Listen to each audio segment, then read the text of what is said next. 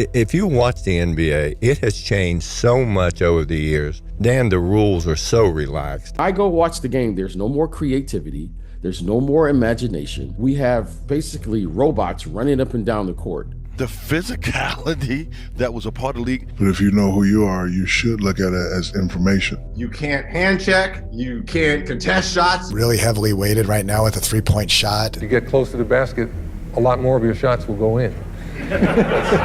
They're not holding back on what they see as the league's biggest issues today. Has the NBA lost its heart? Its grit? Has it forgotten how to truly connect with the fans? Let's hear it straight from the icons themselves. To start this off is Magic Johnson himself. The face of Showtime basketball didn't hold back when it came to one of today's NBA hot topics: load management. Up your money, buy some tickets for your kids, and then they go to see their favorite player, and he's just resting. I hate it. I dislike it. I was just at Michael Jordan's 60th birthday party. He pulled me to the side. And, we talked about that for 30 straight minutes. We want to play every single game. We couldn't wait to get out there on the court. It's about your ego, your passion, your love for the game. It's about those fans who, like you said, paid their hard-earned money to watch you play this game of basketball. You got to get out there. And last but not least, it's about your team, where you stand. You're losing games when you sit out. Yes. And so I dislike it. I hope they get rid of it for the overall health of the game. But while Magic focuses on commitment to the fans, Rick Barry has a different bone to pick. And it's all about how the game is played today. It's the same game, but it's not played the same way because there's more emphasis on the three-point shooting. There's too much emphasis on one-on-one stuff. And they still sometimes abuse the three-point shot. The three-point shot used properly is a great weapon. It's a great weapon, but it shouldn't be your primary weapon. The Warriors lost the championship because they did nothing but shoot three-point shots in Game 7 against Cleveland when LeBron made that incredible block. But other than that, Iggy's breakaway, every shot they took was a distance three-point shot. It was just everything from the perimeter. Go to the damn basket, get to the free throw line, put some points on the board. That was one of the worst seventh games in the history. Was probably the worst last 4 minutes and 20 or 40 seconds of NBA's finals game sevens in the history of the league. One three-point shot by Kyrie Irving, one of two free throws by LeBron James. That was it. It was horrible. Get the officials to call it by the rule book. Call the game according to the rule book. It's such an advantage to let a guy carry the basketball or take an extra step. That's ridiculous. Ray Allen, on the other hand, had plenty to say about the modern game's obsession with the three-pointer. In an interview with ESPN, Allen shared his concerns about how the high-volume three-point trend is eroding other vital aspects of basketball. I think the game is still extremely entertaining. There is a lack of appeal to it right now watching it because there's so many different dynamics to the game that are being lost. I actually said this a couple of days ago on my Instagram feed, is that the mid-range game is being lost. You can't always go to the basket because you have a big guy waiting on you, but you've seen them stop midway and take a pop shot. Nowadays, what you're seeing, guys pump fake and step sideways, on the three-point line, and you're making it a tougher shot than necessarily getting into the paint and getting something mid-range. So I believe it's bad for our young kids that watch, because what I tell my boys, and I'm coaching the AAU team currently, and I tell them, I want you guys to pay attention to what goes on in college. Play hard, learn from the NBA, the do's and the don'ts, but don't settle for threes. I hated shooting threes to start a game because you want to kind of build your rhythm into it, get to the free throw line, make some easy layups. And then the best time to shoot a three-pointer is off of offensive rebound. And right now, it's like the first thing that players do. And we have some quality, skilled shooters from behind the arc, but I like to see the bigs have more of a footing back in the game because, you look at the big guys' field goal percentage, they're shooting, the best throughout a season, maybe 60+%. And that's where a lot of times your bread is buttered, and I think we've gone away from that, and I'd like to see us get back to that. For Charles Oakley, the game he once loved has become soft. Well, not just soft, just doing your skill level. There's no foundation no more, no structure. So you get a lot of bad play, but I don't blame the guys. I blame management for not holding guys accountable.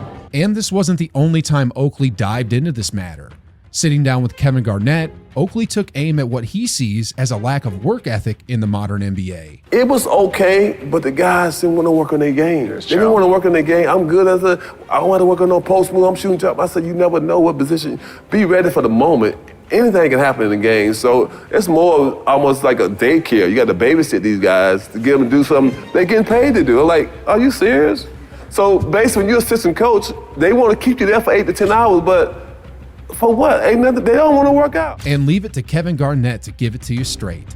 For KG, the game's culture has shifted dramatically, both on and off the court. Man, bro, it's just different. It was very different back then, bro. I'm talking about in the locker room. You can't be on your phone in the locker room. Nobody in this era could have played 25 years ago. We said that. And I'm talking about not just the play and all the skill that everybody got, actually was called bad shots and lack of efficiency. It was until they start with all the data and saying take more threes than twos. Before then, we played ball, bro. We didn't give a about all that other shit. And the GM couldn't come down and say, put into a game plan with a coach like Doc or then Tony talking about, we trying to get touches and touch the paint. Bro, I didn't see. Yeah, it's hard to say more skill. That's what I'm trying to say. Nobody in this era has a mid-range. You couldn't get, nobody. Nobody in this era has a post game. And the ones that do look amazing. Look at Shea. Shea got a mid-range. Yeah.